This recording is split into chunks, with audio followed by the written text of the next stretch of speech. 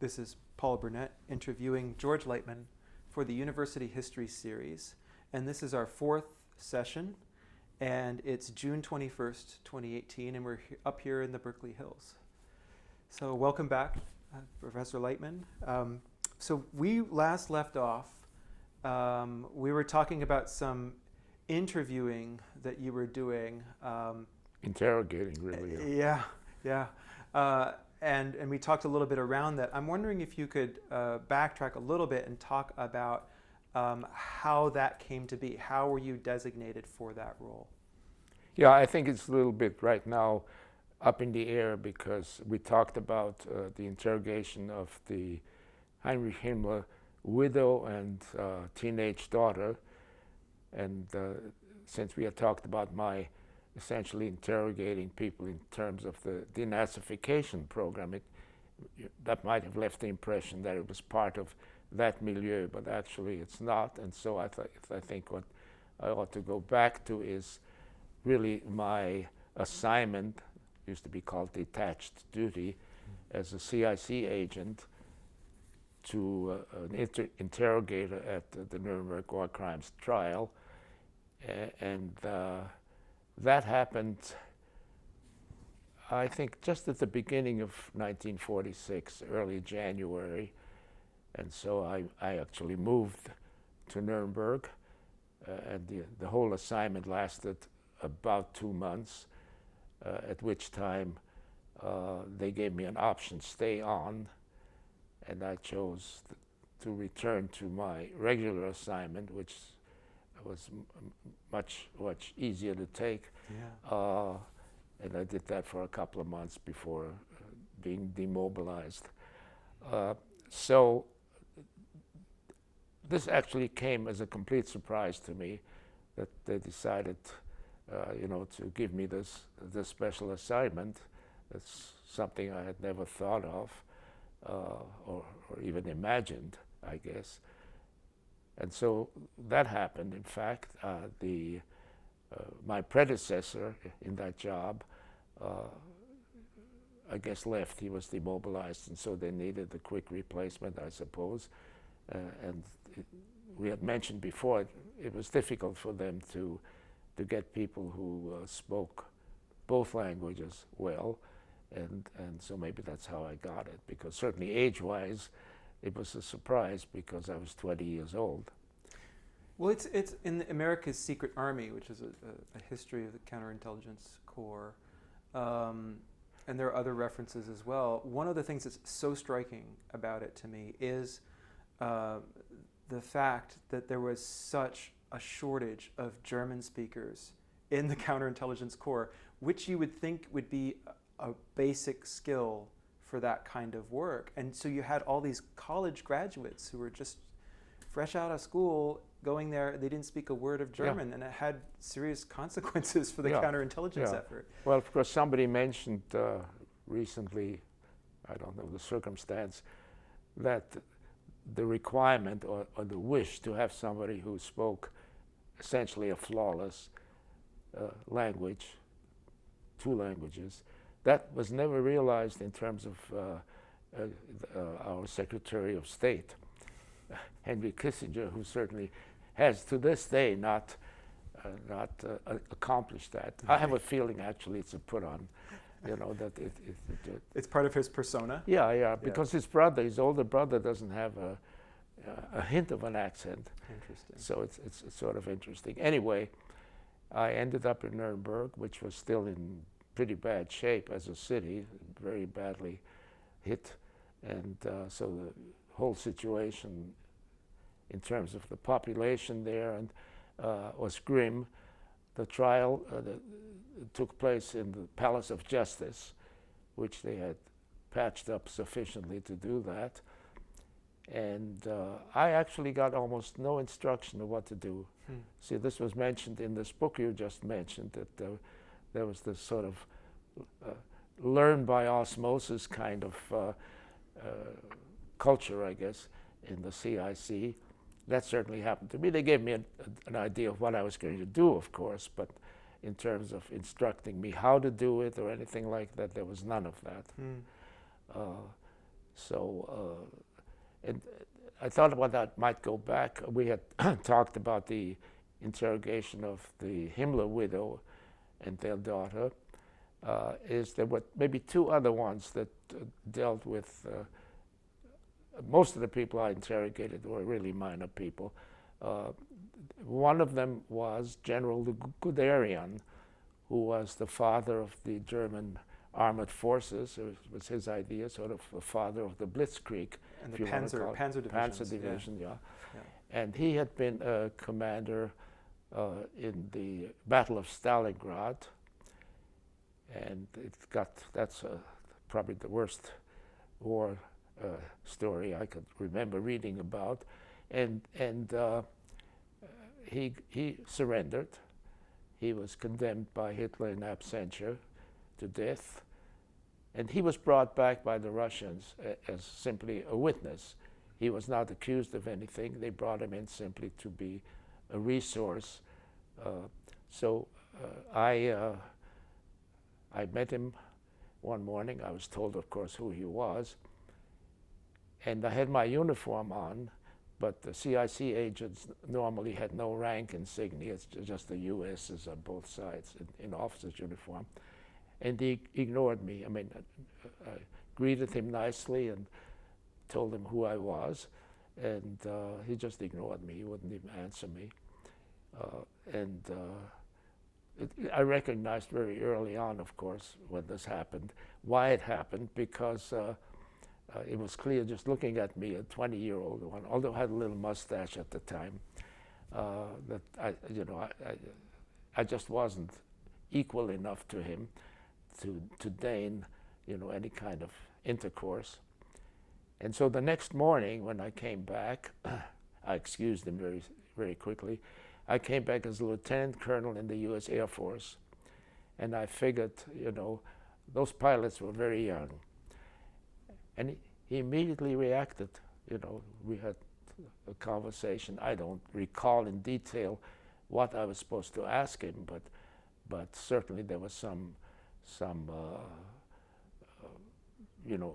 indication of the Battle of Stalingrad, for example, was one of the topics, and his role in that kind of thing. And he was perfectly normal after that. It was an interrogation that didn't last too long, maybe 2 or 3 sessions. So there wasn't an agenda in terms of, do you need to establish this or that kind No. of? Okay. No, they gave me general instructions, sort of a topic that they might be interested in, but certainly no program for the questioning. It's very strange. And I think again, this sort of was indicated in this book on the CIA, the CIC, that there was a sort of a lack of underlying philosophy or whatever, and a tremendous breadth of various periods and various geographic areas that the CIC operated in very different ways over the years, with a lot of abuses, according to this book. People were primarily interested in having a good life. And apparently Henry Kissinger was one of those that established his own empire. He was a sergeant, by the way, in his military rank. So that was Guderian, The other people that I interrogated was a group of, I think, the 5 or 6 German female concentration camp guards from Bergen-Belsen, which was one of the worst extermination camps. And again, I alluded to this before, I always controlled myself, spoke in almost this kind of voice. So the first question I asked them was, so what were you doing and what were these camps? And I still remember the German, one of them, sort of the spokeswoman, said that these camps were really sanatoria for sick Jews. And I know the German phrase they used, Krankenhäuser, not sanatoria, they used a different thing, but anyway, that's what it was. It just slipped away from me. And And I asked them what they were, and they said they were nurses, you know, Krankenschwester, you know. Again, you know, I had a very short interrogation session with them because I knew I wasn't going to get anywhere, you know. So that, but those were sort of the outstanding things that stick in my mind, you know, because as I said, the most of the other people are sort of minor people. The other, I think, major impression left with me was that I had a pass to attend, when I was not busy, the trial itself. And for me, given my history, to sit 15 feet away from Hermann Goering and those people, I think it's again, it didn't excite me in any way, but just the realization that I was witnessing the kind of history that I couldn't have imagined. And to this day, I can't believe that I actually sat there, you know, like from here to past the piano. I was in maybe the second row, and looked at these people that, well, anyway, it to this day, 70 plus years later, it still astounds me that I was able to do that. Is there something about, you know, when you visit a famous place that you've seen in books before and it has this kind of aura of an otherworldliness, and then when you're actually there, it becomes real in a profound way? Was it something similar to encounter these people? They're obviously diminished human beings. They don't have their epaulettes. They've removed their insignia and their medals. Right, and Goering had by that time lost 200 pounds or thereabouts. So that certainly made a difference. But I remember that he sat there still very much in charge. It was clear that the other of the 12 or 13, I guess they were, for the most part, felt that they were taking orders from the Reichsmarshal to that day. And so he was certainly a kind of overwhelming personality, even, you know, diminished as he was. And and I did allude, I guess, in the previous session that Sonnenfeld, who was the translator for General Telford Taylor, who was the main prosecutor, actually the U.S. prosecutor, he recognized that, you know, you had to deal with people who were so self-taken in the proper way if you're going to do anything useful. And he was terrifically, you know, successful in doing that. You know, at the trial, that was really my major experience. You know, the 2 months went by very fast, and I got sort of a little thank you from the U.S. Army. I inherited the secretary of my predecessor, who was meant to be more than a secretary, as I found out. And she was actually a Nazi. Well, she was the head of the Sudeten German Nazi girls troop, you know, the BDM. It's probably safe to say. Yeah. But she very quickly broke up with her when she called me my little Jew. Goodness. Yeah. Yeah. God. I still have a picture with saying "Don't forget me" kind of inscription on it. Well, I wanted to ask you, because there is, I remember this from a long time ago, and then I read about it again recently in preparation for this. And one of the big motives behind the CIC was to handle the occupation. What are you going to do with these people who've been fighting tooth and nail a bloody conflict and are angry and their homes have been bombed, and how are you going to pacify this population? And the absolute astonishment they had at the ways in how which easy it was. They rolled over and just said, "Oh, you're now in charge? Okay." I want to ask you, from your perspective with hindsight, is there a sense in which, well, A, how true is that? And B, is there a sense in which that it falls into a stereotype about the German people as rule followers, and that's how they got suckered into National Socialism? I really don't think so. I think, well, first of all, by that time, they were used to taking orders. So maybe for that particular generation, that was probably a very natural thing to do. Some of them were just pragmatists, or maybe most of them were pragmatists. And again, I think we alluded to that. There were really no Nazis, except the people across the street. Right. You know.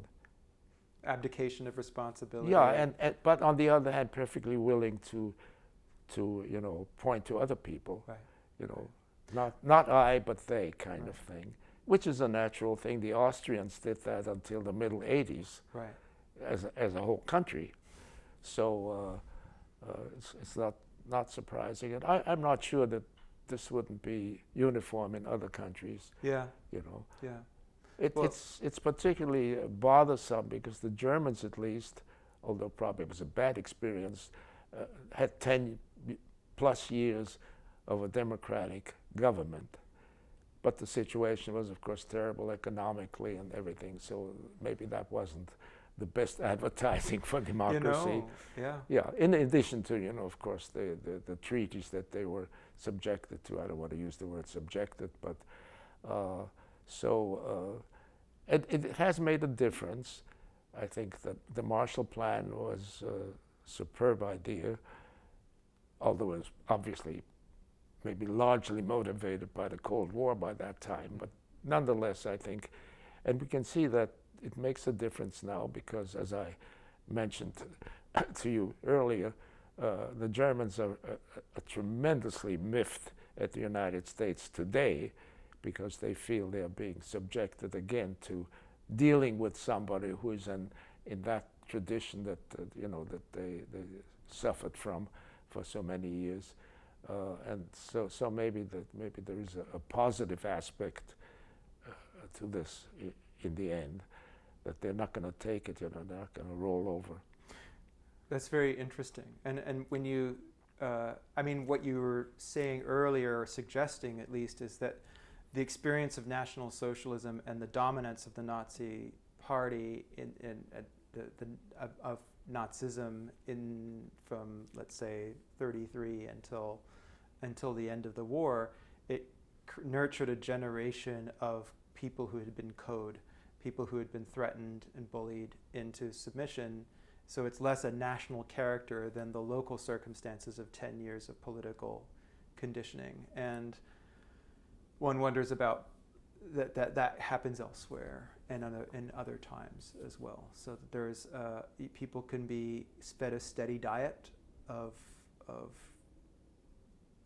lies or propaganda or whatever you want to call it. Also, I think they recognize it. See, having experienced it, they, I think, are maybe better judges of what is happening currently, simply because they've gone through it and they saw sort of the individual steps, and maybe that's a major aspect. On the other hand, they are still, and I sort of marvel at that, or I wonder at it, that this can't say it admiration, but this sort of love for nobility, and that still exists. In Germany? In Germany, yeah. My closest German friend, really my unofficially adopted sister, who was the Hessian Minister of Science and Art, Evelise Meyer. I'm in touch with her practically every other day by email. She was a social democrat, so she was a social democrat minister for 5 years, and she was a professor before that at the University of Darmstadt. She's still very much taken with nobility. She's introduced me to a number of dukes and duchesses. She's a very good friend of a sort of an admirable noble family in Hesse, who have a castle on the Rhine where they live, where they established, after they returned to the castle, an art colony, and there are sculptors and painters who live in apartments in that castle as well. And the son, what happened was that after Kristallnacht, the mother, the old duchess whom I met and had long conversations with, said, "We're not staying here." And they went in 1938. They left and went to South America and didn't come back till after the war. Now the heir of that family became the chairman of the Communist Party of Hesse. You know, a sort of strange mixture of things, you know. Yeah. So it's a curious thing. Right. So, but they never really got over this idea.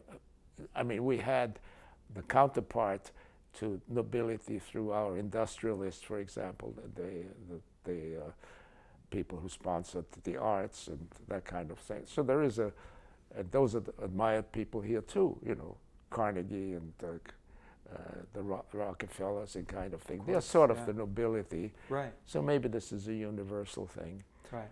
Or at least not as rare as I thought it would be. Well, it's also a fairly politically diverse polity, I suppose, that there's Marxists and post-Marxists and Greens and now fascists too, right. or they're, you know, they're in everything but name. So that's but they're aware of their own history, and they're sounding the alarm in 2018. I wanted to ask, before we move on and move you out of Europe, about this post-war environment. It's a huge part of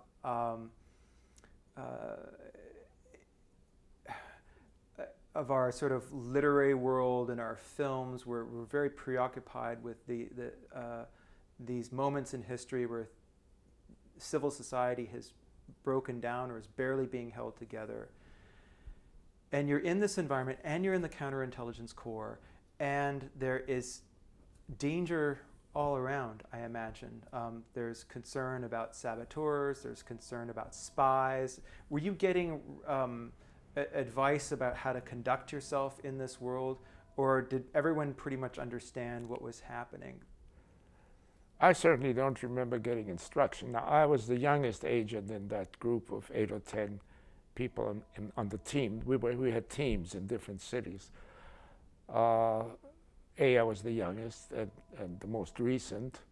I had an older colleague who became one of my very best friends. I think I mentioned him before, Thomas Herman. Mm-hmm. And we certainly talked a lot about this. He was very involved in German history and culture. And I was there a relatively short time. But by that time we had got into the Cold War, and so maybe our concerns by that time were more with that aspect of our job than with denazification. It was already on. Like by 1946, you felt it was on. Yeah, absolutely, absolutely. Because, for example, almost from the end of the war, even the summer, I wasn't in the CIC in the early summer in 45, we were being visited often, in fact, by groups of Russians who were looking at factories and either taking them back to make up for it. They dismantled factories and moved them into the Soviet Union. Absolutely. And also, of course, to sort of begin to establish what you might call a foothold in the country. After all, there was the Russian zone, and except for Berlin, which was quadripartite. I mean, there were 4. All the area around Berlin and then east, of course, was the German Democratic Republic, so-called. And so I think they were very much involved in sort of spreading that. But I do recall in one instant, again, the lack of professionalism in the CIC. So it's fitting we were talking about the break down a civilization. Yeah. You just had a power outage there. Right. Well, seems fitting. Anyway, so my exposure to the specific post-war dilemma, or whatever you want to call it, in Germany is reasonably short. So we put these. I remember one particularly delegation that was looking at factories and other things like that, the industry in Germany, in the state of Hesse, because my unit was in the capital of that state, Wiesbaden. We put them in the best local inn. It was called the Golden Stag or something like that.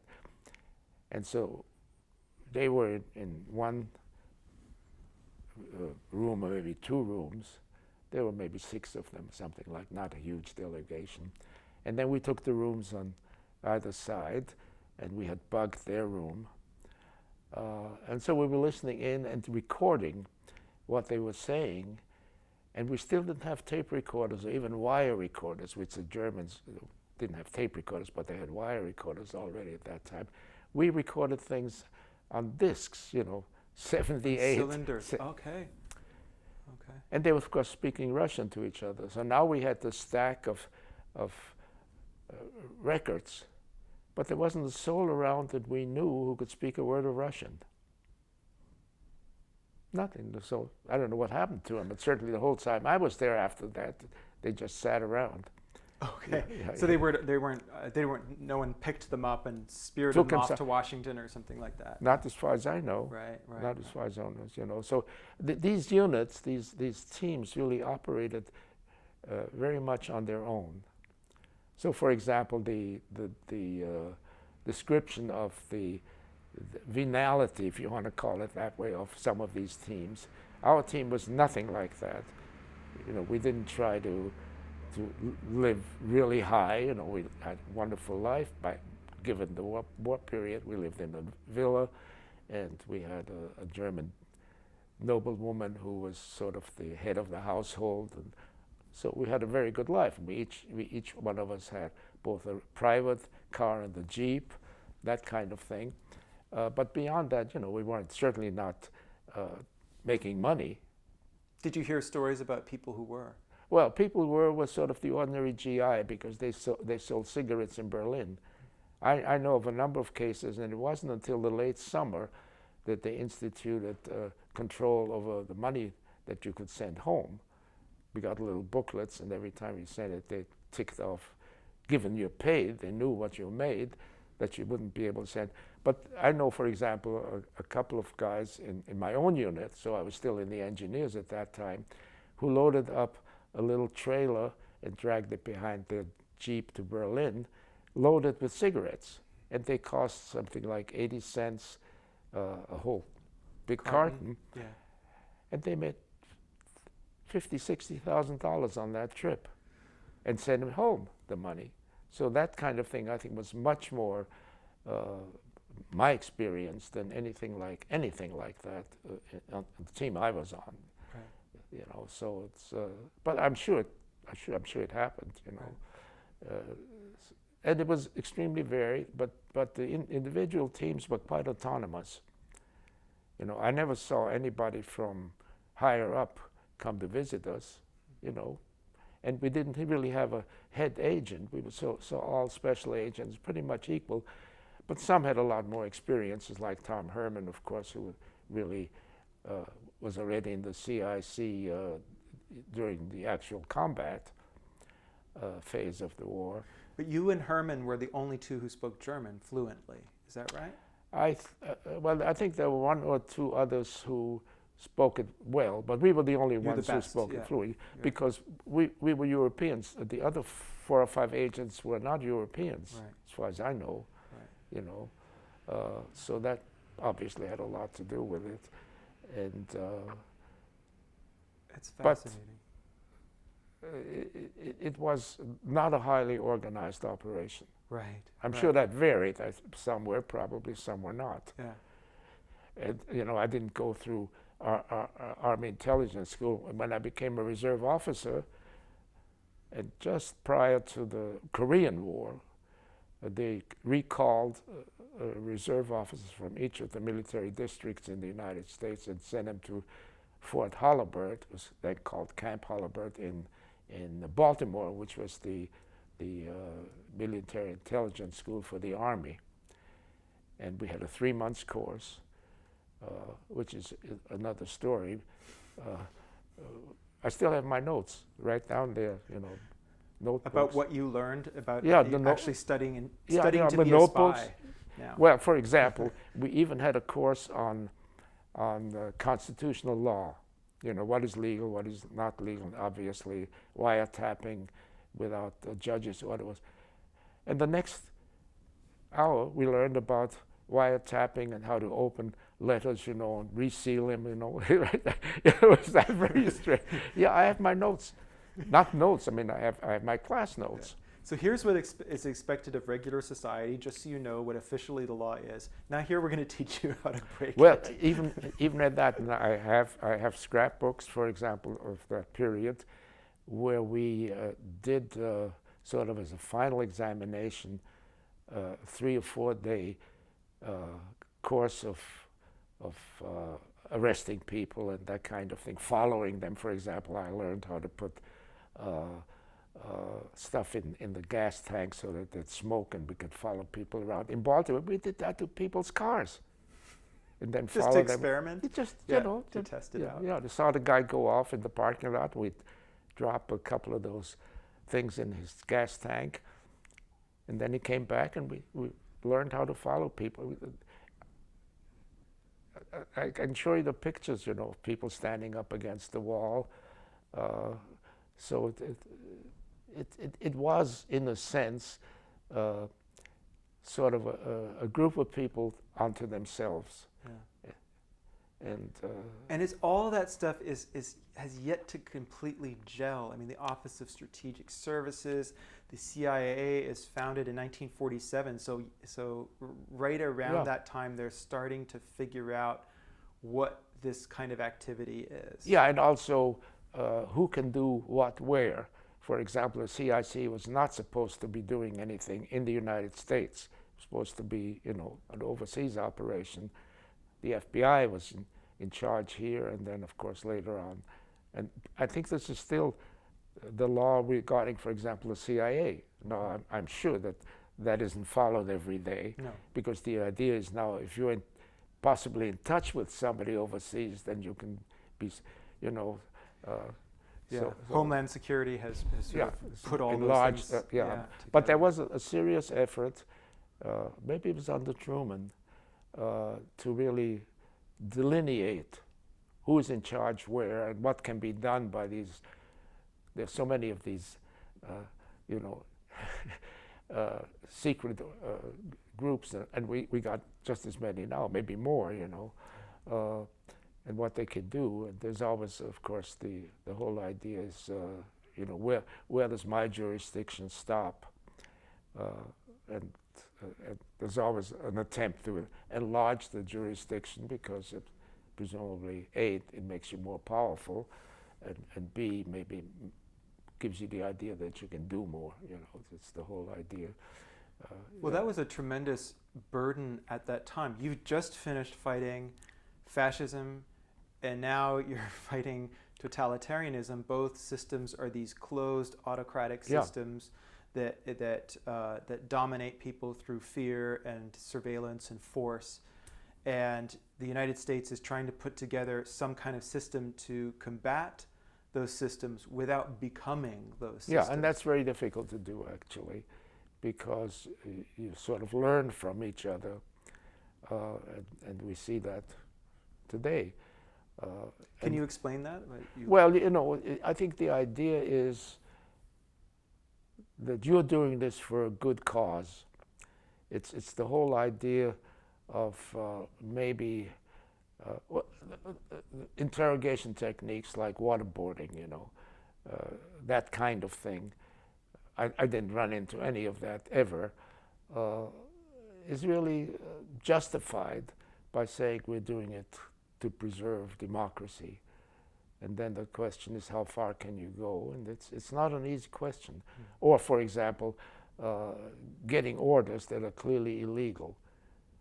What can you do about it? Can you simply say, I want to, take orders like that? I think most people would go along with it because they would, that was really the excuse in Germany. Orders are orders, I didn't want it. I know it was bad, but, and even to the extent that people would say, I could not disobey the orders because I took an oath of allegiance to the leader of the country.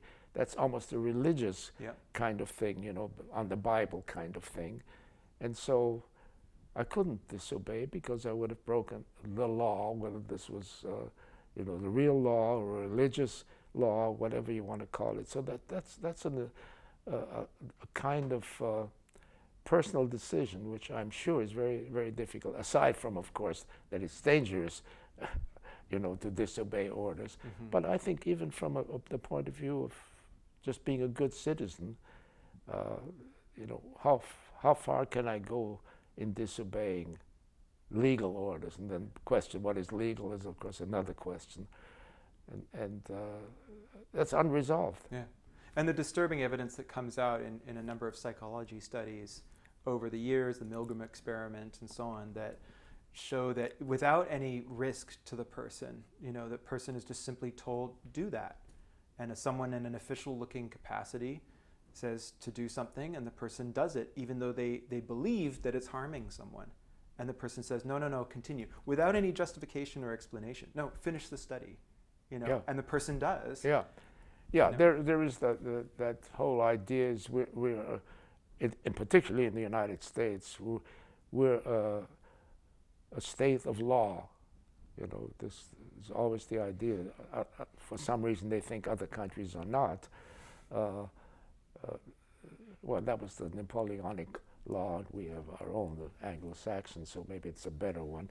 But it is a very, very difficult thing to be different, first of all, to stand out, to obviously subject yourself and your family to retribution and danger. So there's so many aspects that make people obey what is clearly a bad thing. And I think in Germany that got, rose to a level that obviously is as bad as it can get. Yeah, and haunts us still.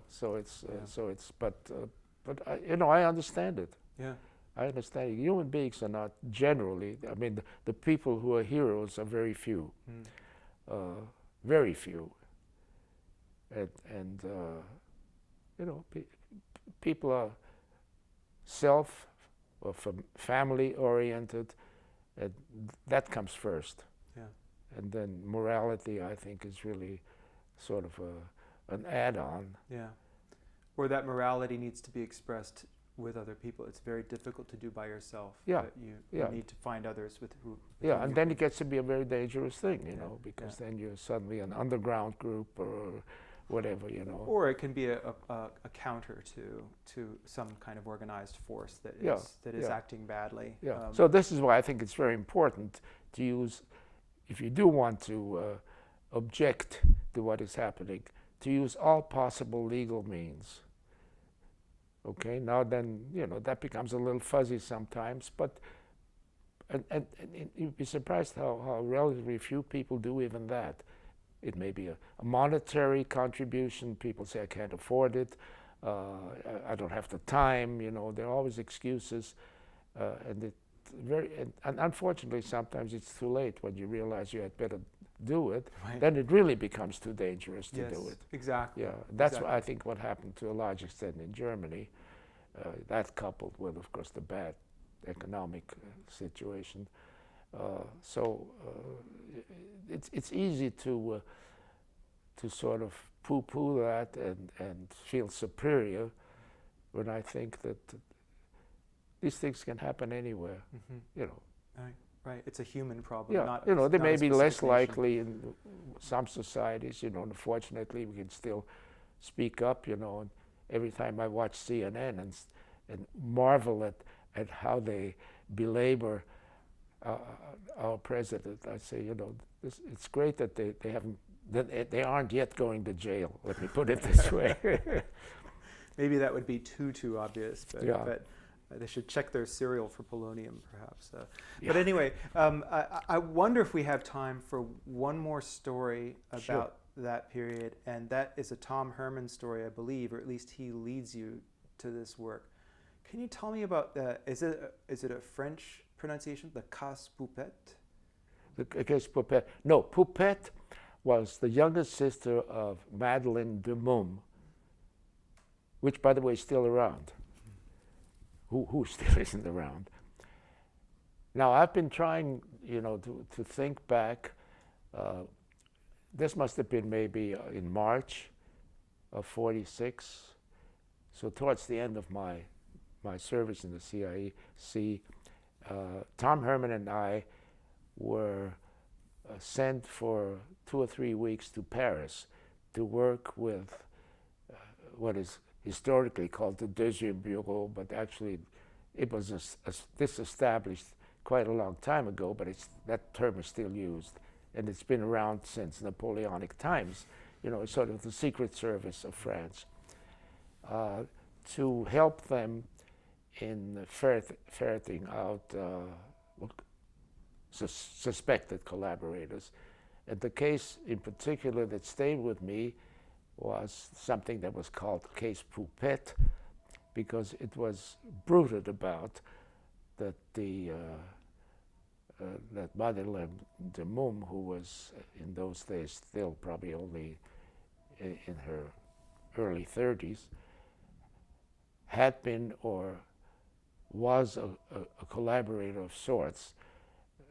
The German ambassador to France, which was occupied France, of course, where he was High Commissioner sort of, but then Vichy France in particular, was in fact Otto Abetz, who came into our story very early. You remember that I had borrowed in Colmar, when the building I was in was burning, I got a hold of a folder of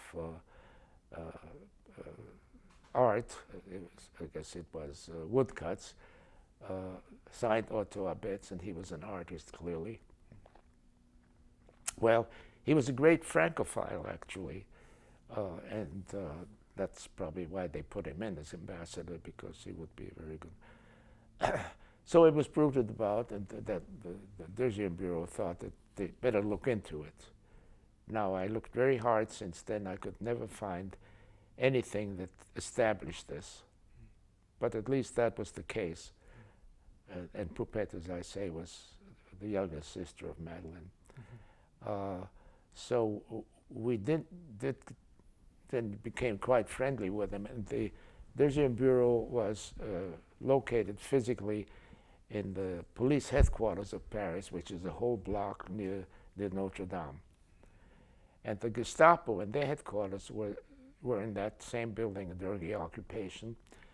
And they very proudly, Deuxième Bureau showed me that the Germans had the wiretapping equipment for every telephone in Paris, that they kept it. They were still using it under de Gaulle. Right. So right. that was interesting. So the one of the consequences of the occupation was that they had a kind of surveillance state in place. Yeah. What was the atmosphere like in Paris compared to the other? Obviously, it was not. It was spared bombing that the Germans had suffered, but it had suffered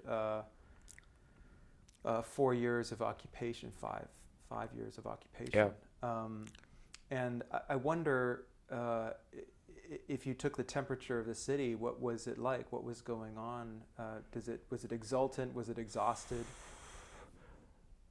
I wouldn't say either. I mean, I think that the French I knew, and my closest friend and colleague eventually, once I went into academia, and he and I talked about this a lot, but that was already in the early 60s by then. that they were really very pleased that it was possible, had been possible to preserve at least the treasures, art and architectural, of what they obviously considered the greatest city in the world, in a way it is, of course. So there was that kind of self-satisfaction that they could continue essentially as the cultural capital of the world. So they were very pleased with that. And it's true, that's of course what happened. Right. That both sides agreed, you know, to not destroy that city, which is amazing in a way. Yeah. Because that didn't happen in other places. You know, the Germans made sure that, starting with Warsaw and going on with Amsterdam and Rotterdam and all the places, they did not try to in any way make any concessions, but they did in Paris. Yeah. So there was sort of a mystique, I guess, about the city, and I think that carried on into the way the French felt about themselves. They were very proud, of course, of the so-called resistance, which was overestimated. From all I could determine, the percentage of the population that were resistance, and until after the invasion, of course, then there were a lot more of them. And to my surprise, I looked into this because who were the early resistance in Paris in particular, starting almost at the beginning, happened to be a group of communists. And they happened to be a bunch of Jewish tailors, very poor people. They were sort of the first resistance as a group. You know, there were, of course, individuals in the resistance all along. So that was sort of surprising. I looked into that, and I had to be careful to I wouldn't say denigrate, but at least to make the claims of resistance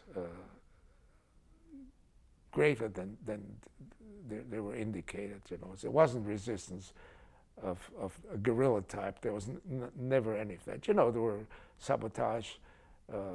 More subtle forms. Yeah, more subtle. There was a certain amount of sabotage and that kind of thing. But and if I look at the collaborator part of the population and the resistance one, I'm not sure that they were about the same. You know, so or maybe even the collaborators, there were more. And collaboration is, you know, women became prostitutes for economic reasons, and that their customers happened to them be Germans. I don't know if that made them collaborators, you know, and yet they were treated that way. They had their heads shaved and paraded around. And I think there were 8,000 murders after the war. There was these debts being settled or accounts being settled. Right. Épuration, I guess they call it. Yeah.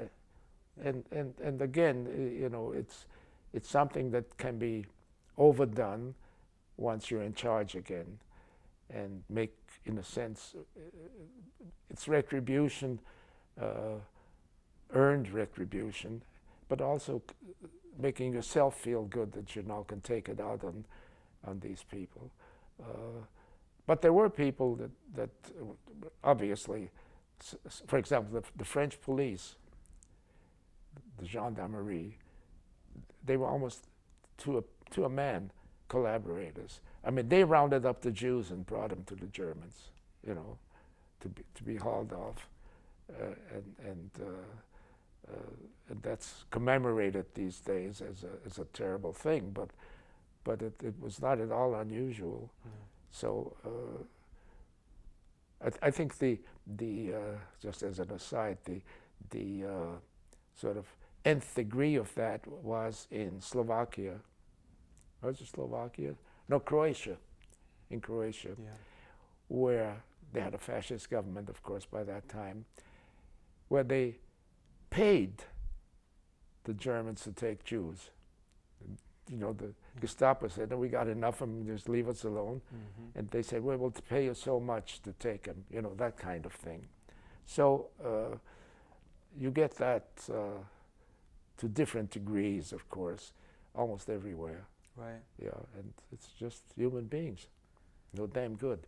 Yeah, and it's complicated for you as a kind of reckoning with that in the context of what you experienced in Vienna years earlier, and you're seeing the full consequences of that line of action and that ideology and its full expression, and you saw it in the camps and you saw it in the behavior of these people.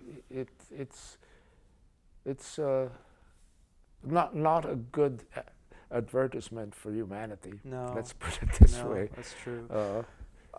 Let's step out of time for just a second to acknowledge the recognition, speaking of France, for your service with the First French Army, and can you talk about how that played out? You weren't recognized immediately, right? There wasn't or was there? Were you given a citation? Well, at the beginning, or there was I think the day or two after the liberation of Colmar. Again, the French were allowed to go in as they did into Paris before American troops. Just deference. There was a ceremony, and they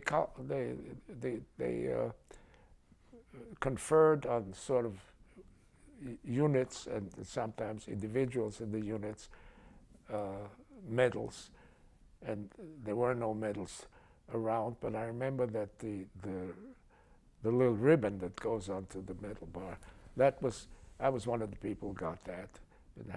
It was called the Croix de Guerre avec Palme. It was sort of bruited about as it was really a unit kind of thing. But it was, the French simply like ceremonies.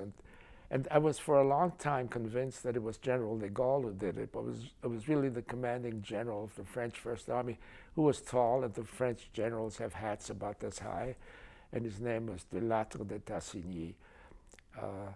So I'm convinced now that, although if you read some of the commendations I got, or people will say, you know, that General de Gaulle gave me this, it's not true. So it's I have to make here a little correction. Okay. And then nothing happened. You know, I never got the medal, actually, anything. And it wasn't until I think my 80th birthday, that happened to be the 60th anniversary of the Battle of Colmar. And some of my French friends, including, for example, a woman by the name of Gertrude Humily, Humily, who was the dean at the first French Grande École for women only in engineering. So that there is to this day, like the Polytechnique, there is a counterpart for women still today. And we became very close. Almost about the same time that I became close to Evelise Meyer, the Hessian minister, to Gertrude Humily. It turned out, as a matter of fact, that she had come from Vienna and become French, not because she was a Jew or anything like that. Just simply that's the way it worked out. And she thought that it would be nice if actually that coincidence of my 80th birthday and the 60th anniversary of the liberation of Colmar could be combined, and that I could be given the medal. Now, these schools are really under the Ministry of Defense, like the Polytechnique. Mm-hmm. And she knew a general, name was Jean-Louis Roche, as I found out later, R-O-C-H-E. She mentioned this to him, and they had better records than our army did. And so they looked back and they said, yeah, we gave out these things there in Colmar, and if George got it, he certainly should have the medal. And that's how I was invited, Nancy and I, to Paris. It must have been June for 85. Not 80, 2005. Yeah, 2005. And our son flew in from Jakarta, where he was with the World Bank. and we stayed at the main officers' club of the French Army, which is a whole block in Paris. It's called the Centre National des Armées, and so we got two apartments, two rooms there. We had to pay for that, by the way. And Joseph, our son, got there before we did, so he took the bigger room. He said he'd be willing to change, but we told him to stay. And it was a very nice ceremony. It took place in the officers' mess, dining room, and two generals, General Roche and another general, and their wives, and Joseph, Nancy, and I were there, and we had in fact a little champagne lunch first. French are very wonderful about that, and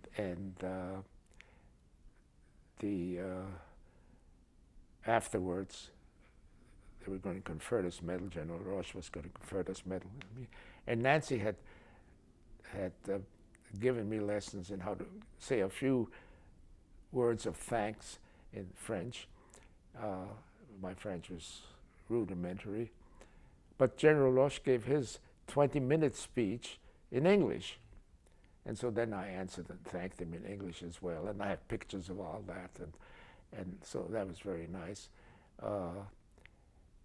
There was so I have the medal, and I have the program that they printed for this, and they called it, I was from the University of Berkeley. That's actually what it says on the thing, or Berkeley University.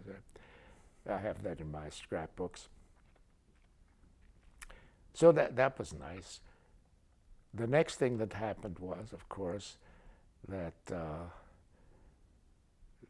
they found out that I'd been working closely, even in scientifically by then, with particularly Blaquier and the people at the University of Paris. Ah. So that was an extra plus, and I did that for many years, say from 61 onward to 62. So General Roche, I'm sure, although I have no official word of this, must have been, and he was a commander in the Legion of Honor, that he must have, put that on and put it through. That. So then, in 4 years ago now, a little over 4 years ago, I was informed, in fact, that they were going to make me a chevalier in the Légion d'honneur. Wow. Which was a complete surprise. I mean, I never in my life expected that, And they said I don't have to come to Paris given my age, because by that I think I was 88. But they would do it here. And then the dean at Berkeley, Shanka Sastry, he loves this kind of thing.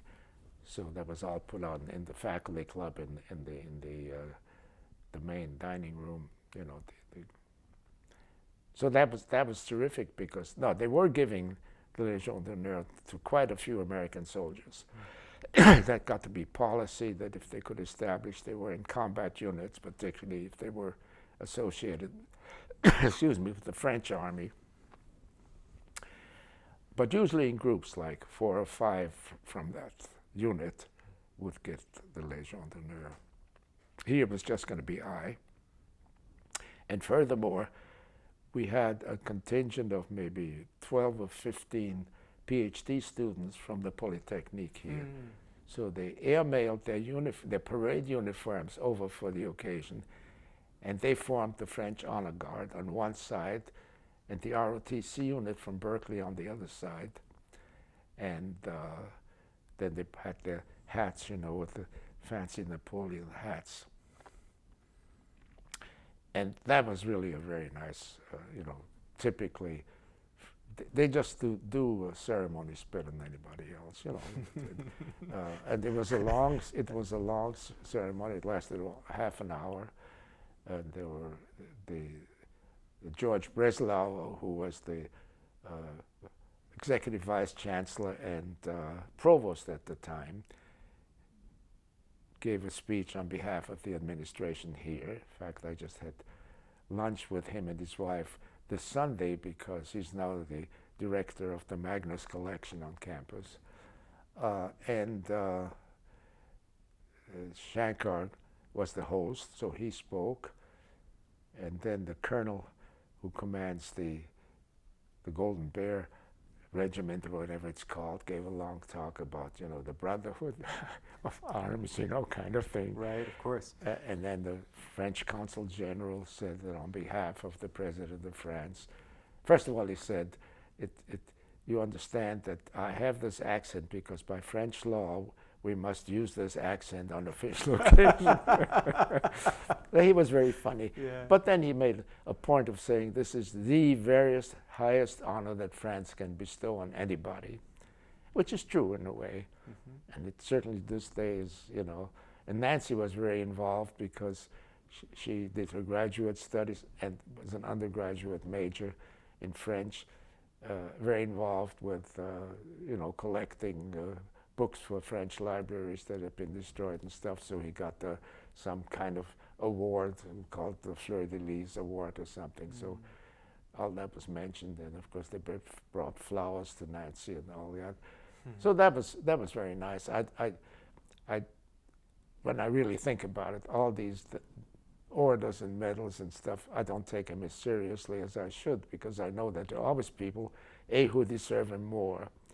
And secondly, it's the old story, we can't give you $1 million, so we'll give you a medal kind of thing, So there is that, but I'm not poo-pooing it. I'm very grateful, of course, and I enjoyed it every time. There's no question about it. I think the key piece, though, is that they are grateful, that the nation is grateful, and that's something to be proud of, I think. I mean, all machinations aside, I think that's, and I think any veteran usually feels like the folks who deserve it are in the ground or terribly wounded, and yes, there's a certain amount of truth to that, of course. Yeah, no, of course, it's absolutely true. You sort of stand in for somebody exactly. when that happens. That's right. And I certainly look at it that way. That's right. Because it's otherwise you'd be fooling yourself. And the older I get, the more I believe that, and that has to do with academic honors and honorary doctorates and all members of academies.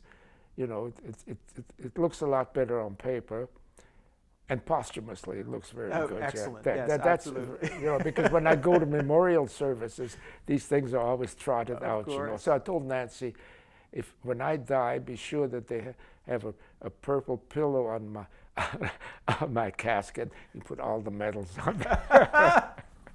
Yeah, I think there is always a certain amount of humility that goes into the package of accomplished folks.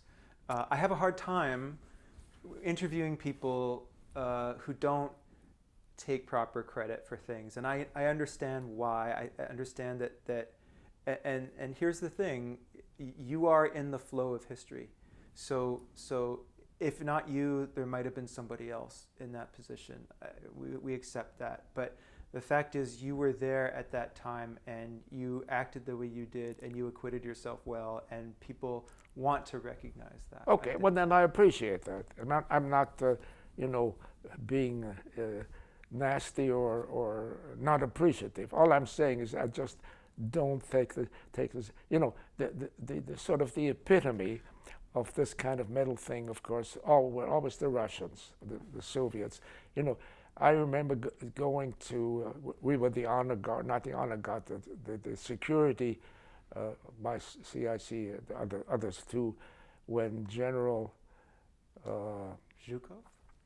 Was it Zhukov or Konyev? I forget now, met General Patch. Mm-hmm.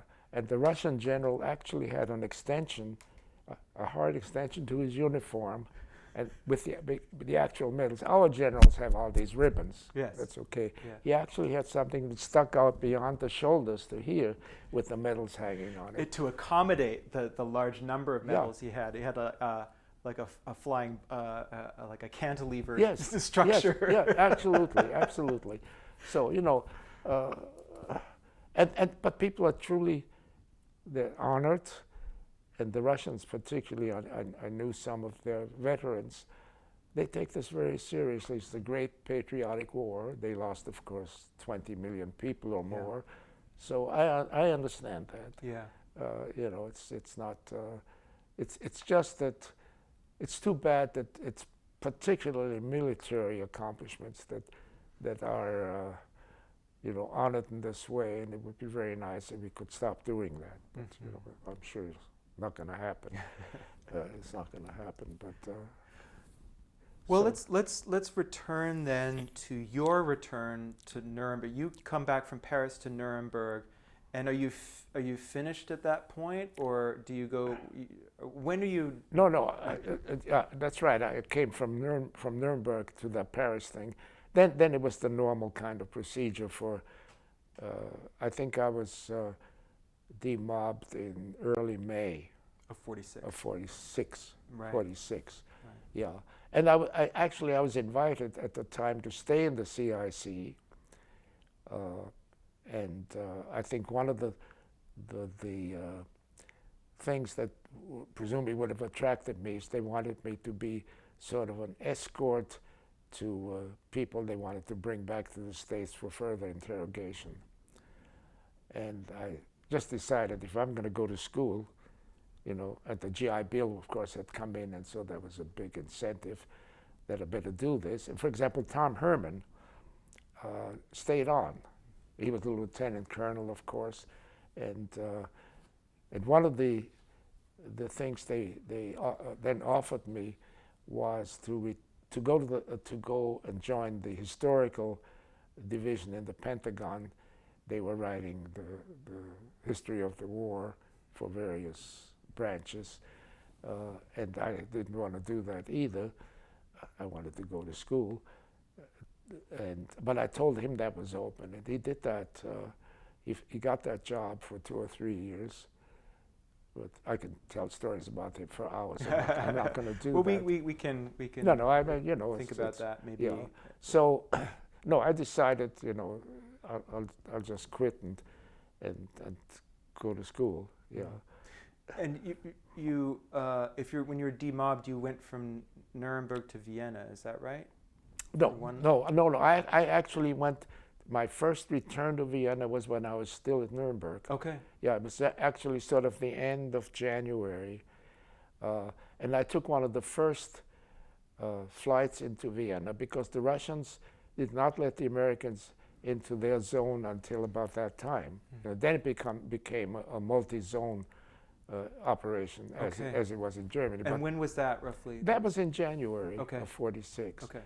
And I flew into Vienna on a DC-3, C-47 plane, operated by there was a civilian operation that did flying for the Army, and it was an interesting flight because the only other passenger was a nurse, and we flew into the military airport in Vienna, and the pilot was drunk. Really drunk? Well, every time he saw Russian troops, he would go way down and wiggle his wings at them, you know. And then we had steps, of course, from the plane. He actually fell down and fell on the ground. You know, these little things stick in my mind. So what did I do? I had a hotel room, of course, and I stopped on the way from the airport to my hotel room at the Central Cemetery, which was actually on that route, and tried to visit my grandfather's grave. He was the one who had been the lieutenant colonel. And the gatekeeper had the books because it's a cemetery that was multi-religious, you know. They had Catholic section, a Protestant section, and a Jewish section, and maybe in the Muslim one. I think at that time, probably not. And so he showed me, when I told him I want the Jewish section, he showed me on the map where it was, but he didn't warn me. And when I got there, every gravestone had been smashed. It was just just flat. So, but I found the place as close as he, because he told me it was, you know, by numbers and kind of thing. And I sat there quite a long time just contemplating this whole thing. And then I took the taxi back to the, not back to, but to the center of Vienna where I had a hotel. So that was probably, what year was that? That must have been, well, that was 46, right? Yeah, That was January 46. Yeah, Yeah. January In the winter. 46. Yeah, and then I went to the apartment house where I was born. That was an interesting experience because, as I'd mentioned before, there was nobody who really indicated any concern about us, you know, when the Your Nazis neighbors, were. yeah, your neighbors didn't help, or they helped themselves to your. But the possessions. concierge was a woman from Bohemia. So she even still had an accent. When I was a kid, her name was Stiasny. See, I remember her name. Stasny.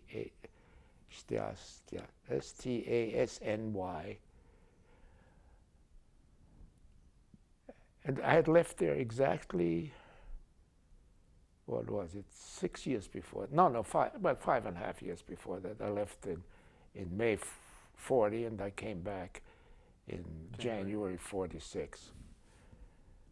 And but she spoke German, A, with an accent, and B, she spoke the local dialect, and I know exactly what she said.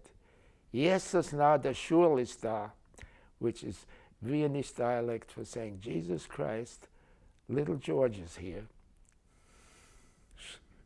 We recognized each other. And she was actually the head of the Communist Party section for that part of Vienna at the time. The Russians had put her in, you know, because she was really from Czechoslovakia. And she was an immediate kind of connection. It was really very touching. The street had been bombed, so the building where I was born was not in ruins, but damaged and been you know, fixed up enough. And so that was my first stop then in the city. Then I went on to my uncle's place in the Prater, the amusement park. We had mentioned that in an earlier section. His place was gone, of course. Had been, well, the whole area had been bombed, so I don't know what. There were no trees. All these beautiful trees had been taken down and cut down for firewood, yeah. And the giant Ferris wheel was not operating at the time. It was kaput. So then I visited my grandmother's, my paternal grandmother's apartment, where we had stayed after they had thrown us out of our apartment in the place where I was born. And I have pictures of all that. I didn't stay very long. I think I stayed 3 days, something like that. You know, that I had to fly back to Nuremberg. Did you accomplish or find what you wanted to see when you were there?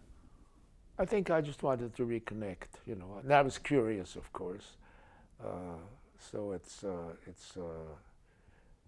I don't have very definite recollections of what you know, motivated me, other than, you know, wanting to go back and see what had happened.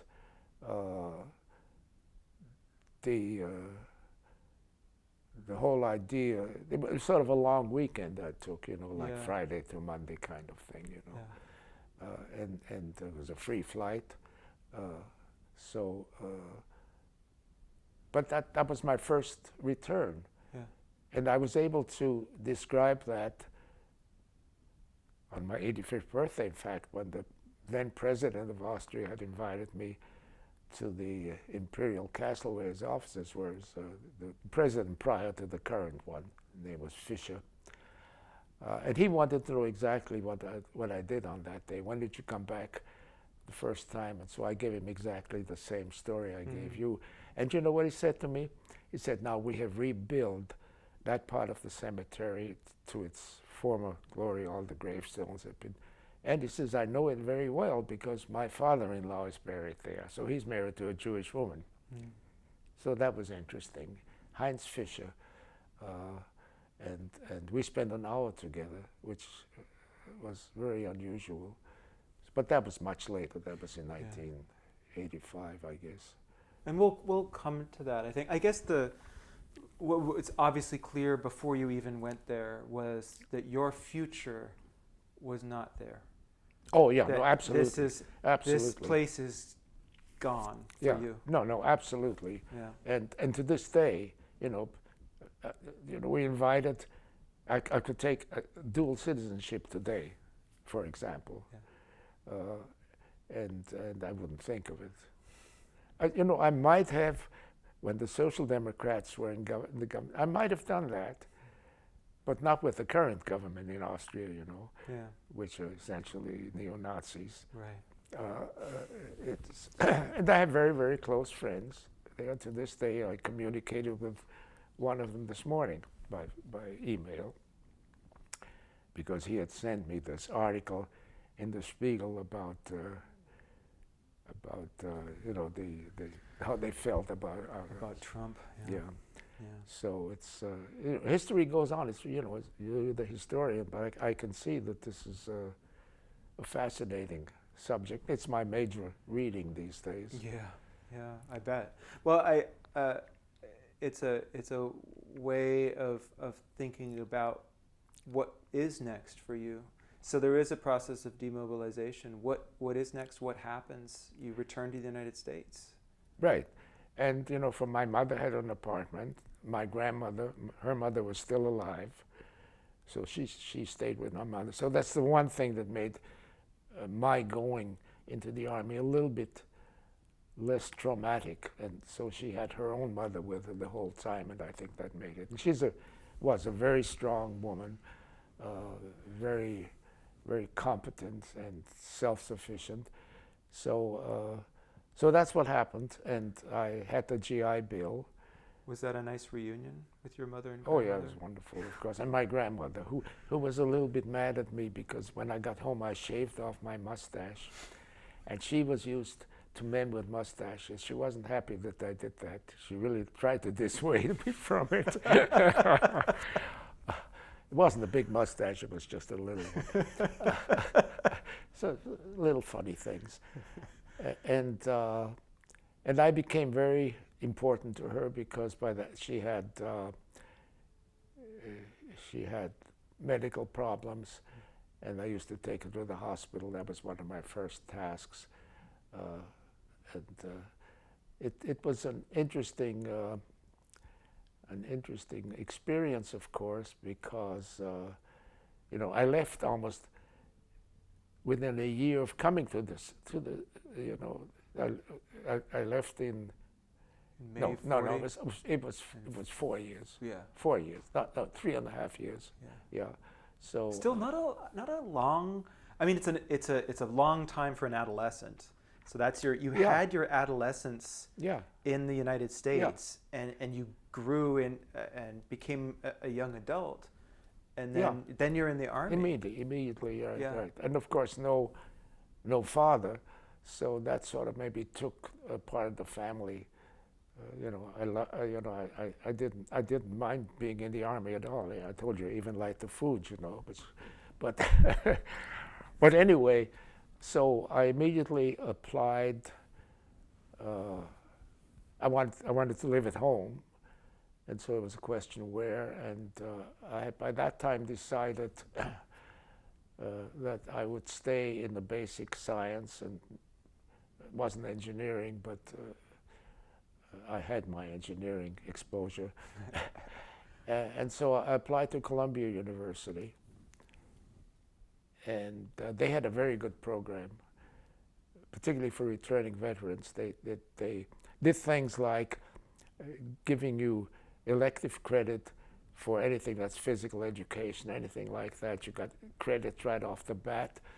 Then they had a very nice incentive program. If you got only A's and B's, real B's, not a B minus, for every 6 units of A, you got a free elective unit. So there was only one semester in my whole period at Columbia as an undergraduate that I didn't make that. I'll return to that in a minute. So I started as a physics major. Can I ask, but I Yeah. don't mean to interrupt. No, but no. I wanted to ask you about, you said, I wanted to go to school. Did you have in mind going to school and then you would figure things out? Or did you have an end goal? I want to be a scientist. What was your thinking? I'm not really sure that I thought this through completely. I knew that A, I wanted to go to school. B, it certainly was something that I'd been prepared for because I went to gymnasium and my parents certainly expected me to go to school. So certainly my mother wanted me to go to school. I lived at home, so it was inexpensive. Even at those days, at a private school like Columbia, tuition was negligible, but I didn't have to pay it. Did you have scholarship? No, I had the GI Bill. Oh, GI Bill. I'm sorry. Yeah, of course no, you did. no, it yeah. was terrific. Right. And I had a good GI Bill because combat soldiers got extra credit. So that they determined what is the level of education they would pay you for, and it was through the master's degree. So I knew that I was going to go to graduate school, provided I made it, academically. So, and again, just as high school was a wonderful time, I told you that I just adored going to high school. It was the same at Columbia as an undergraduate. I took a lot of evening courses, and Columbia had, I think to this day, has a wonderful program that even as an undergraduate, you could attend any course, provided you did, what you needed for your major, as long as the instructor let you in. So, for example, even as an undergraduate, I took 2 courses in social anthropology from B.J. Stern. B.J. Stern was a very famous anthropologist. He wrote a textbook called When Peoples Meet, which was sort of a standard textbook, but he was a Marxist. And in fact, he was the editor of Science and Society, a Marxist journal. All this will come in later, so I want to bring it up now. And it was wonderful. So in order not to interfere with the courses that I had to take, I would take courses in the evening, and used to go to Hornet Harlot, was a sort of a automat store, like a delicatessen, and then there was one right near the Columbia University campus where I had a standard meal, evening meal. It was bread, toast with cream cheese, and chocolate milk. I still remember that. It was my evening meal when I went back to campus. I went to campus and back, of course, on the subway. And it got quite late sometime. So, no, that was just great. I'm so thankful because it's to this day, I can't believe how lucky and pleased I was with the whole operation. I did well, as I said. For example, I had a number of Nobel laureates as professors, including Charlie Towns. When I became a graduate student, he was my quantum mechanics professor. Columbia is an enormously prestigious institution in the United States, Yeah, and it should be. And it should be. Yeah. And it was involved in war work as well. There was a lot of Yes. research on ballistics, I believe. Well, and certainly atomic proximity energy. fuse. For example, Enrico Fermi Right. was one of the The main Rad pieces. Lab? Yeah. In Yeah. fact, it turned out that when I did my master's, I used part of that lab for my project. But that's yet another story, which I'll get to when I get to my graduate work. So it was terrific, really terrific, and so as I said, I had only one semester when I didn't make this extra credit thing. The other semesters, and I went to summer school twice. The other semesters I had only A's and B's, And I had a couple of semesters where I garnered 18 or 19 units. So that allowed me to go with the 2 summers that I took. How many courses is that, 18 units? Probably the equivalent of 4 courses. Yeah. 4 or 5 courses. Yeah. And so your approach was, I mean, you're a young student and you are just drinking up the knowledge. You're not thinking, I'm doing this to get a PhD and I'm going to have this career. No, or I I'm wasn't gonna go even into thinking business. about a No. PhD at the time. You were thinking, I want to learn. Yeah. That was your goal. Yeah. I want to learn, and of course I want to make a living afterwards. Obviously it was partly that, not just, I wasn't going to be just a scientist. Right, but you didn't know what that living was at that time. Absolutely not. Yeah. And so these were the 1940s, 46 through 50. So and the people I remember were really people that sort of stick out. For example, in calculus 1 and 2, advanced calculus, I took as an undergraduate, of course, from a professor by the name of Ervand Kobetlians, E-R-V-A-N-D, and then Kobetlians was K-O-G-L-B-L-I-N-Z. So that's as close as I can get now. He was originally from Armenia, but was educated in Paris. So he had this mixture of Armenian and French accent, and people found it very difficult to understand him. And there were always 2 sections of calculus. And one guy had 50 students, and Ervan Kobetlians had 5. And that was a challenge to me. So I took his course. Second semester in advanced calculus, he gave me a C. So I went to see him and I said, Professor Kobetlians, you know the policy here. He knew that this extra credit was available. And he was an amazing guy. He said to me, first of all, I wanted permission to retake the course during the summer and make up, that. And I still remember in his inimitable accent, he said, A, C for me is like A from anyone else. I said, well, you know it and I know it. No, he wouldn't do it. He wouldn't let me do it. And he was really serious in many ways. For example, I knew a couple of girls, twin sisters, who rented an apartment. He lived with his daughter in a 2-story townhouse along Riverside Drive, and he rented out the downstairs. And they told me that they could hear him upstairs at night, stomping around and cursing. No, no, no, stupid, stupid. He was grading the homework. And what he returned to you in red ink was more than you had written. That's how serious he was. And for examinations, he dressed up. Now, regular examinations, just in a fancy coat, but from final examination, in striped trousers and the morning coat, I swear to you. Wow. With stiff collar and all that. What do you think that meant? Or what did he want to signal by doing that? It's just that he was in that tradition, Of course, he'd been educated at the Sorbonne, and, I guess it was just, he still lived those days.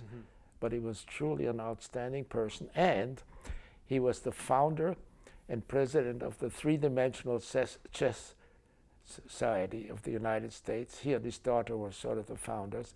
And there's a wonderful picture of him in Life magazine. On the final page of Life magazine, they always had babies with 3 heads, that kind of thing. Ervan Kobetlians peering out, he had a little mustache and always cut himself shaving. He always had a plaster here, between 2 of the chessboards looking up like this. So, it's somebody that I just never forgot, never will forget, because he was didn't have the Nobel Prize or anything like that, but he was truly an outstanding person. Did you learn in that environment from him? Did you feel you learned more from him than other professors? I think I was more, first of all, I needed to work harder because he was so tough, of course. And it meant more to me. I was sort of proud in the way that I made it, because first of all, it took him 2-3 months to understand his lectures. I was more used to maybe that kind of thing, the accents and all that. And I remember in the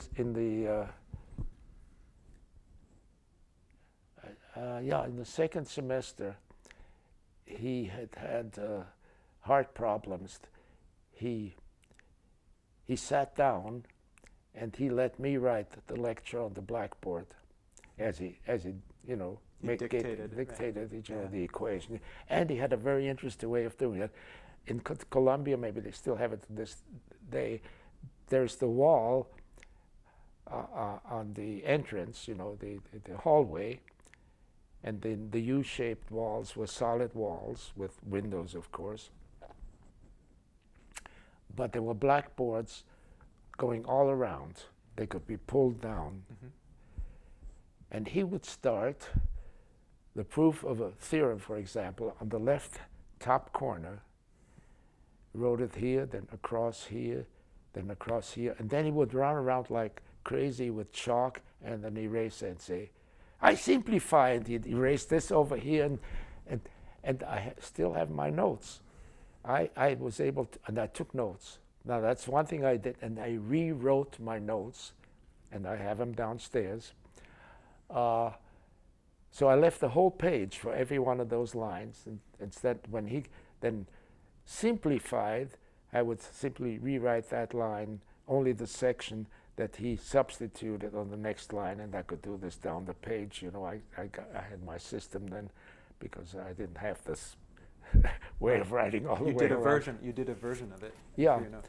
and that stuck with me, and it was a challenge in a way, to say, I'm not going to let this defeat me, and as I say, I was able to get a lot of units, so I finished in 3 years for my bachelor's. Can I just follow up on that by asking you about the rewriting of the notes? Can you tell me why you did that? It was a way of going over the material and making sure I understood it, or if I had questions, that would give me a way of knowing where I needed more information. They've done studies that have shown there's a physical device in writing and rewriting that commits more to long-term memory, better than actually typing something in. Yeah, possibly. Of course, in those days we didn't have computers or anything, so there wasn't the question of using Word or something, Yeah, so but it was a custom? It was something you knew how to do, or you just felt this was your way of doing it to rewrite it? So you No, knew I it think would this help you. one-page thing was my idea. Yeah. Not rewriting it was not my idea. I know people did that, and it got to be even more important later on, particularly in the 1 year of graduate studies I did, which was a lot harder. My grades were not as good in graduate school. So, I had essentially an A+ as an undergraduate, and probably more like a C+ in graduate school. But that was a C was a good grade in those days. There was no grade inflation, so that was really very different. That came much later. This idea, you can't have C's, so. Did you remember students who had, were there students who were kind of legendary at the time, either in your year or year above or before you, that stood out as getting A's? Were there people who did get A's? I really can't recall that. I can't recall that.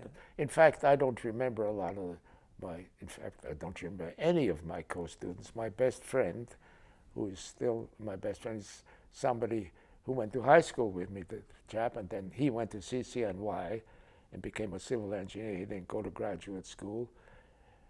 and he lives now up in Sonoma County because his youngest son was vice president of Boeing. He got his PhD. His son got his PhD at MIT, became vice president of Boeing, and then the CEO and president of Boeing Northern Europe, and just retired from Boeing 3 years ago. And so he moved his father up to Sonoma, where he bought an estate. Anyway, another story. And so it's. I try to stay in touch with people as much as I can. I write a lot of email, letters to people, and I'm one of those crazy people who answers right away. It drives people crazy. Well, I mean, I don't want to be a psychologist or anything, but you had enough action between the ages of 12 and 20 for most people in a lifetime. So I imagine there's a certain push towards stability, and once you make a friend with someone, you want to keep that connection. Is that true, do you think? Yeah, and I really like people. Not every person I'm in touch with, I'm in touch today, of course, but the people I like, and the interesting thing is, and this is again the question of guilt and responsibility, is that I had a birthday in May, and of the many email congratulations I got, over 80% were from Germans. And I find that interesting. Even people that I didn't get very close to, but somehow, I stayed in touch with.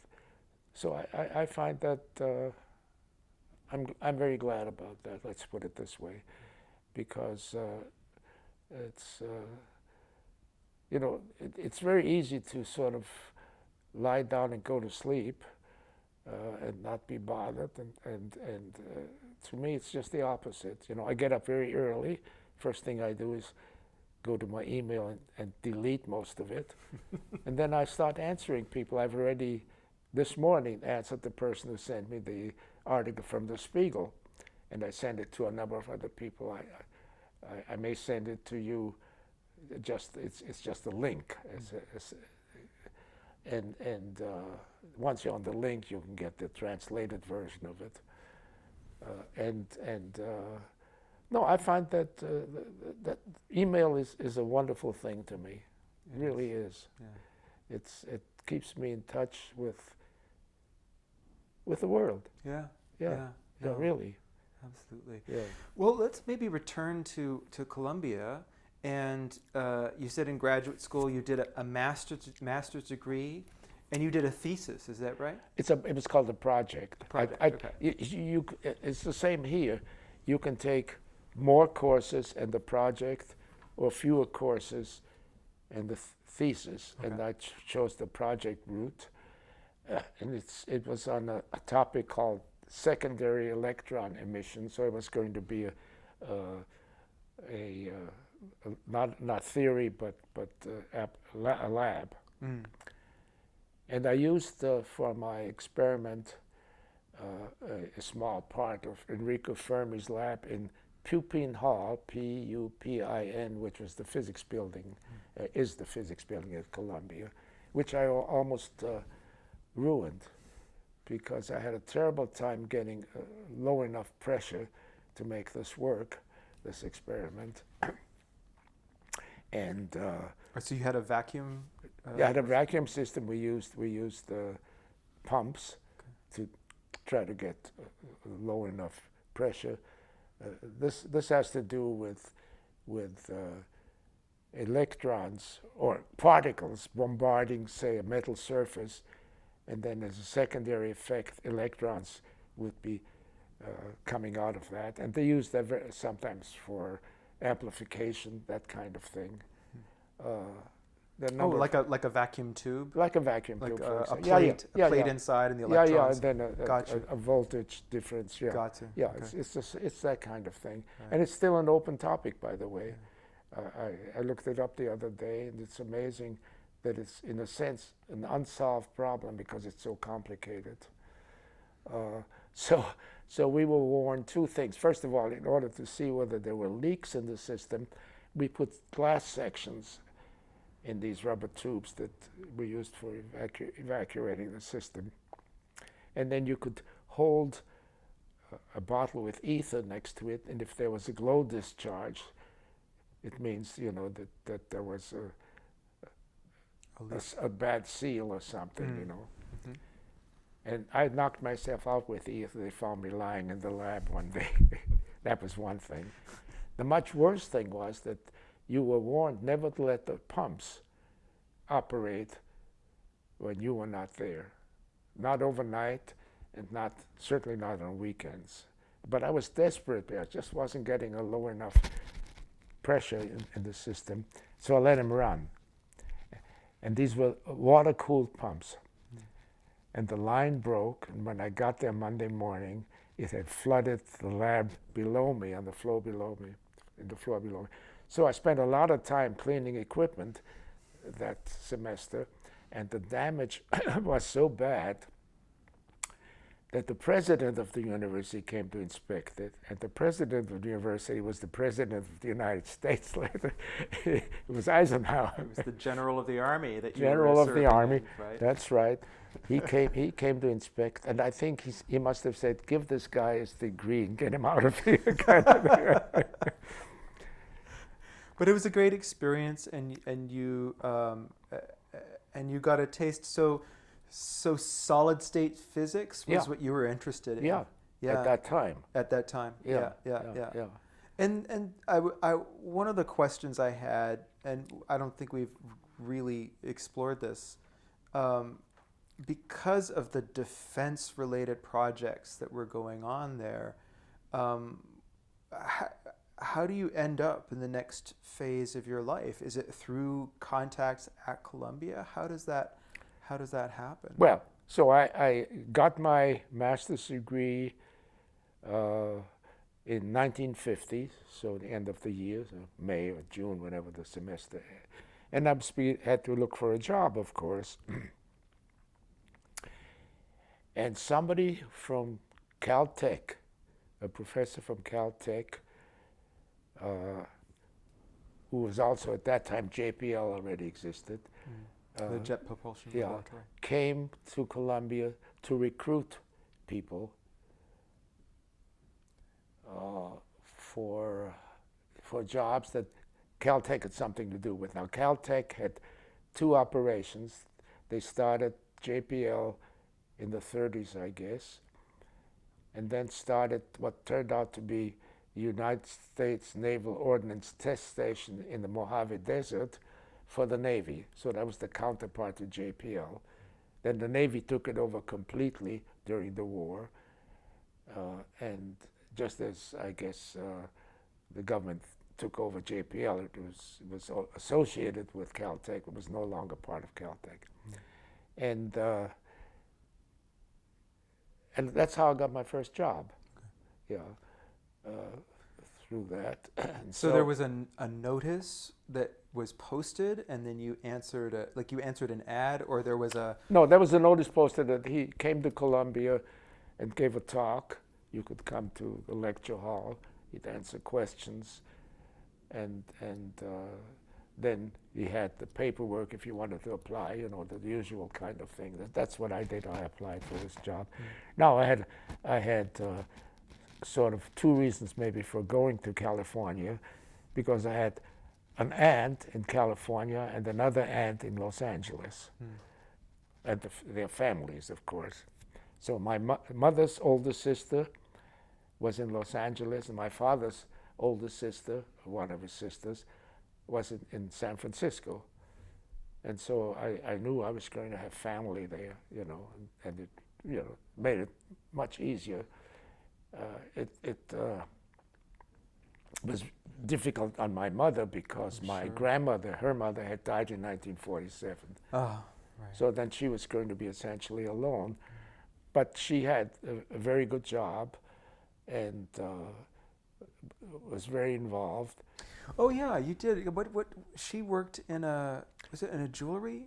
Well, during the war, she got a job in a company that made artificial diamonds for machinery, you know, for drills and things like yeah, that. Yeah, and this kind of thing. And owned by another refugee family. Their name was Finder, Finder. And then after the war, he went into the jewelry business, and she went on and she became a designer. And she didn't retire actually until 1969, but lived in the same apartment that we had when I was a kid in high school there, and was still under rent control. And I remember what she paid. In 1969, she paid $72 for that apartment. Oh my God. Yeah, Yeah. I still remember that. So you moved out. You moved to where did you go? Well, I moved to the Mojave Desert. Yeah. But she had a brother there. It turned out he died in the middle 50s, so, you know, but at least when I left, my Uncle Paul and his family still lived in just in the next district. He lived in Elmhurst, and she lived in Jackson Heights. So it wasn't quite as bad as it would have been otherwise. And I started at U.S. Naval Ordnance Test Station, USNOTS, in the research department. So they had you know, a research department. They had all kinds of other departments. They were doing primarily the development of mostly rocket-operated or essentially armaments. There was some indication once the space age started that they were also involved, of course, since rocketry was sort of the main tool. But it started strictly as again a military, just as JPL did, as a military operation. JPL became part of the Air Force. And again, I really enjoyed myself there. I stayed, I worked in their main building was Michelson Laboratory, after the first U.S. Nobel Prize winner, Michelson. He was a physicist. So I immediately went into more applied science and engineering, because that's, of course, their research had to do with that. It wasn't research just for the sake of research there. So I became interested in really what became what's called aeroballistics. In other words, the trajectories and the effect of perturbations. Wind speed, something like that. You know, the effect of perturbations and the environment on the trajectories of rockets, which actually is quite a complicated subject. It's very highly nonlinear. You couldn't get along with the sort of engineering for linear systems. These systems are not linear systems. So that got me interested in that sort of subject. And then I got into optimization through that, you know, how to make these better, more accurate through control, you know, because these rockets had either control through their nozzles or through their fins. Can we pause for a Sure. minute? And can you tell me about what you knew about rockets in World War II? When did you first hear about the programs the Germans had, for example? Well, very early, because of the Germans were bombarding London with rockets, you know. So that was really my first exposure. In fact, it was first a V1, which was a pulse jet, so it's more like a putt-putt. Yeah, a putt-putt. That I experienced the few weeks I was stationed in Great Britain. I remember we had leave, and I went to London to the theater, the Royal Haymarket. Mm. Oh yeah, you told. Yes, you I told that remember story. that. Aren't you bring up rockets? Yeah. And you could always tell that it was getting dangerous, because when the putt-putt stopped, you knew it was going to come down. Right. And, you know, it was a Shakespeare play. I don't know what play it was, at the Royal Haymarket. And we were sitting in the theater, and the putt-putt stopped. And about 5 minutes later, there was a big explosion right outside the theater. Or probably 5 seconds. Yeah, right? yeah, no, not 5 minutes, Yeah, right? yeah. Yeah. So that was my first personal exposure to It was- rockets. Yeah, yeah. I was not exposed to the V2s. No. It's November 44, Yeah, I think. Yeah. Yeah. yeah. And there were a lot fewer. There were a lot more V1s than V2s. Yeah. And again, you know, I guess I must have, maybe I touched on this, how fortunate we were, in fact, I mean, when I say we, the Allies, that Hitler was an anti-Semite, because certainly the physics of nuclear reaction and the whole thing was perfectly well known, and there were, you know, German physicists were just as smart, and some were Jewish, some were half Jewish, and so all this, you know, and Hitler just forbade him to work on that, because it was Jewish science. He said, you know, it's that damn, you know, Jew that started all this. So they had to concentrate on what he calls the weapons of Retribution. retribution, I think so. retaliation, or something. Yeah. Vergeltungswaffen. That's where the V came from. Mm. So they concentrated on making rockets, big, you know, at Peenemünde, Yeah. which got to be their rocket station.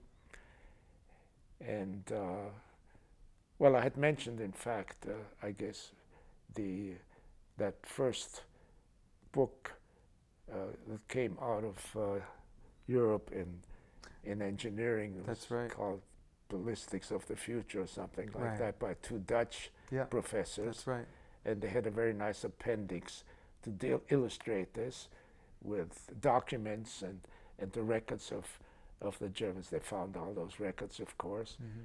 And it's amazing how many of their own people they killed in this, because they had the control maybe 200 feet from the rocket. You know, Yeah. they just sat there behind some sandbags with their instruments, and these damn things were very unstable. So, you know, they had to, when you don't have the stability due to the fins, because you have no speed, it had to be done with the nozzles. Mm. A gyroscopic controlled nozzle, a very complicated thing.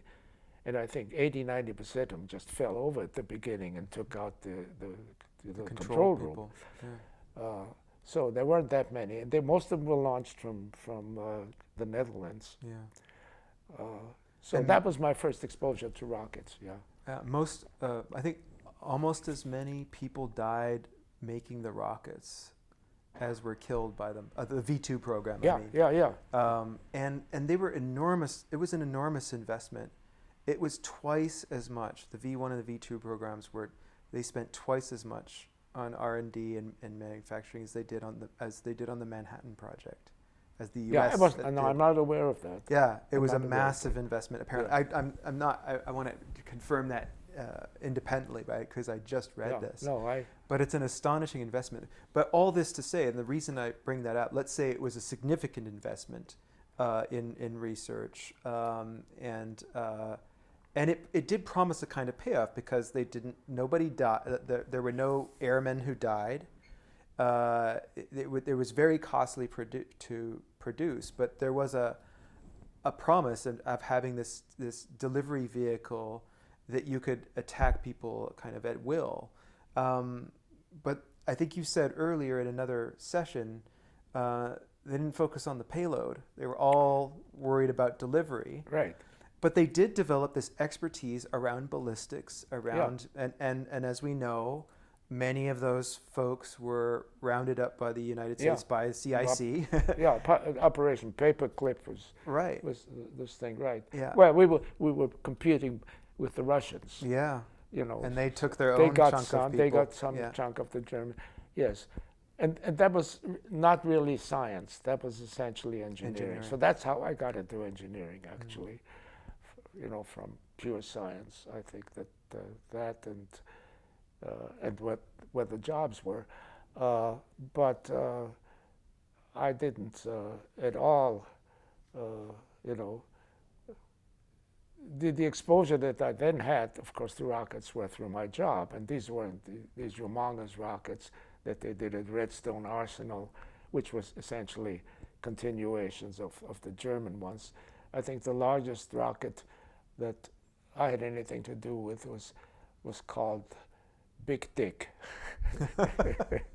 That was the code name. Right. Right. Yeah, and it had a range of maybe 300-400 miles. Okay. Now the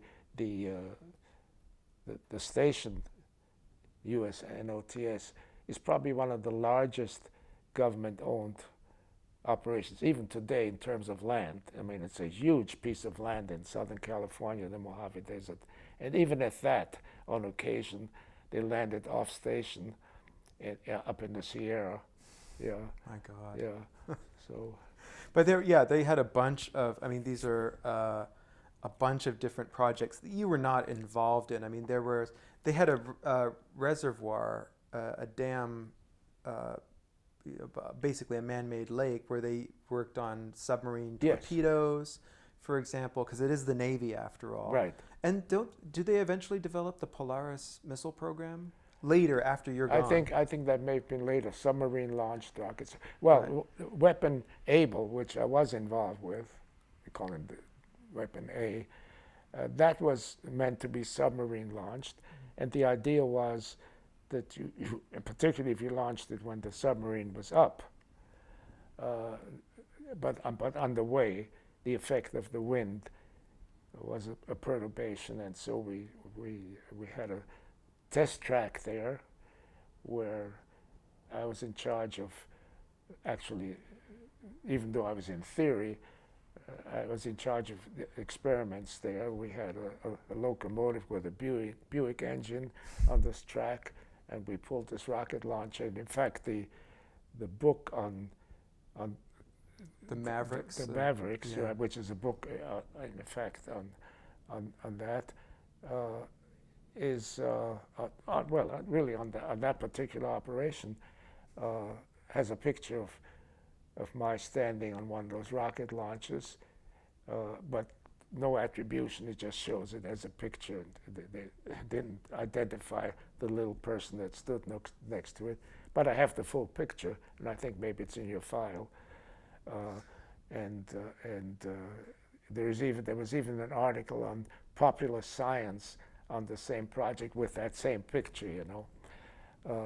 So it became, once the space age started, or the competition with the Russians, that got to be, but that wasn't until the middle 50s. That was, okay, that's when I was at China Lake, early 50s, so we actually overlapped with the first Sputnik launch and all that. Yeah, I think that's 57. Yeah. Right, when See, I was there till 57, so yeah. it just overlapped. And it was the initiation of the computer age first. When I started on my later on PhD dissertation, I was still trying to use an analog computer. Yeah. It wasn't adequate, but a mechanical. Well, it wasn't digital, mechanic, but it was an electronic analog. Differential analyzer, is that right? Yeah, so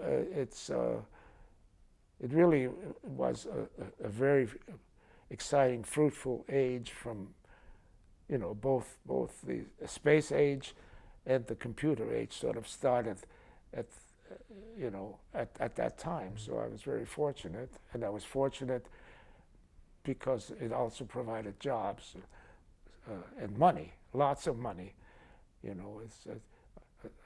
I have a little article, what was it, in a journal called Spaceflight, I guess, which British journal, called George Leitmann Rocket Dynamicist or something like that. It was sort of autobiographical in a way, and that always reminded me, and I have a footnote in there, that I owe my education to Hitler and my job to Stalin.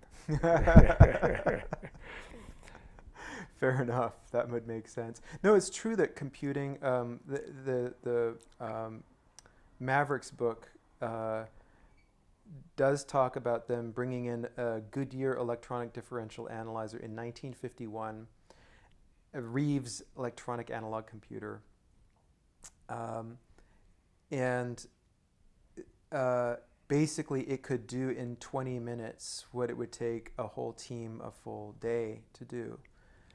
Then in 53, this is really early, you get a brand new IBM 701. Is that what you were working on? I think that's what I was using for my dissertation eventually. There were only 19 of those in the world at that time, and it could do 36 million calculations in an hour. Some vacuum tubes. Yeah. It's a digital, absolutely digital computer. Yeah. And so that's what, part of what's special in your situation is this access to processing power. Is that a feature? Is that something that made some of your research Well, actually, possible? I didn't do personally a lot of computing. Yeah. No, I really worked most of the time on sort of with equations. Yeah.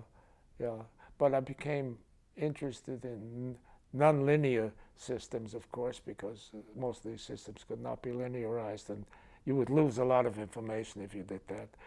And that sort of, then once I started going for a PhD, which is another story, then that became very important. And that's interesting again, because somehow, unfortunately, from my point of view now, I rushed through things much too quickly. Both at Columbia, and because I have big gaps in my knowledge. If I had taken 2-3 years more, I would probably be much more proficient in mathematics, particularly. So, and that had an effect later on when we get to, my academic life, as to, what portion of it, my research, was pure theory and which application. I sort of always combined that by getting either graduate students or postdocs who were interested in application primarily. And that was a very nice way to work together. So that worked out very well. That's interesting. Yeah. Well, we should probably come back at some point to talk about this question around education and the best way to do it. I imagine these days, it's impossible to get the kind of breadth and depth that you're talking about, because there's just such a high degree of specialization and so much to know. But I think you're saying even for the time, you felt like you were kind of ill prepared by not having a fluency or facility in other kinds of mathematics that might have helped you. Yeah, and more simply, because I always had a schedule, and whether it was to get through school or to go back to school, and all that interfered with with taking more than necessary. Right. Yeah, which I regret. Right. Of course, but that's life. There's only so much time. Yeah, So I don't know. Are we sort of getting to the point where I return to school? We are getting to the point where we return to school, but we should probably stop now. Okay. Speaking of not enough time. But, boy, time flies. Yeah. We'll continue next time for session 5. Yeah. Okay. That's terrific. Sounds very good too. I can go to the bathroom.